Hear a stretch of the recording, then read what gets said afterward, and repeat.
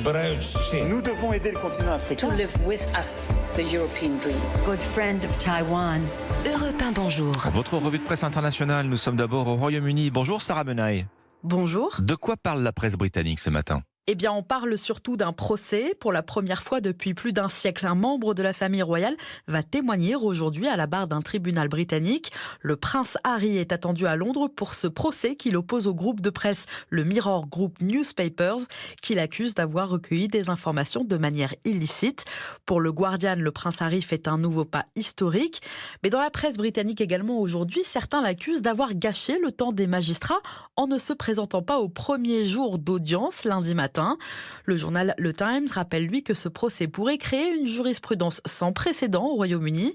Si le prince venait à gagner dans cette affaire, les rapports entre la presse et les personnalités publiques pourraient en être changés à jamais. Direction maintenant l'Italie avec vous Antonino Gallofaro à la une des journaux à Rome. L'affaire Emanuela Orlandi, cette jeune adolescente disparue au Vatican il y a 40 ans, revient sur le devant de la scène médiatique.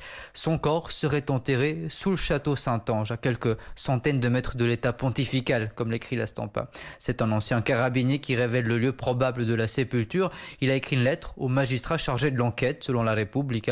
Le militaire croit en plus savoir que les ravisseurs revendiquaient l'abolition du célibat des prêtres. C'est de la pure folie, a réagi Pietro Orlandi, le frère de la victime, dans les colonnes du journal romain Il Messaggero.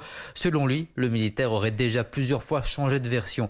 Mais cet énième rebondissement dans cette affaire jamais résolue est tout de même largement reprise dans toute la presse italienne. Nous sommes enfin en Chine avec vous Sébastien Lebelzik, à la une de la presse chinoise. Alors à la une de l'actualité en Chine, c'est une crise de paranoïa qui s'empare des autorités. La Chine qui voit des espions partout, souligne le South China Morning Post de Hong Kong, et qui annonce durcir sa loi anti-espionnage. Une loi qui fait la première page du Study Times, le quotidien officiel de l'école du Parti communiste. Il faut réprimer sévèrement tous ceux qui volent les secrets du pays, écrit dans un éditorial au vitriol le ministre de la Sécurité d'État, qui est chargé par le président chinois lui-même de traquer les espions. Alors le journal détaille les nouvelles mesures qui s'appliquent et qui vont de la saisie de tous les appareils électroniques par la police, aux perquisitions dans les entreprises étrangères et aux appels à la délation. Discuter avec un journaliste étranger peut même tomber désormais sous le coup de la loi, apprend-on dans les journaux. Merci Sébastien Lebelzik, 6h54. Bon réveil, vous êtes sur Europe 1 mardi 6 juin. Est-ce que ce sera la dernière ou est-ce qu'elle va relancer la bataille ? 14e journée de mobilisation en tout cas contre la réforme des retraites. L'intersyndicale promet alors plus qu'un simple barreau d'honneur. Peu de perturbations toutefois à prévoir dans les transports. Pendant ce temps,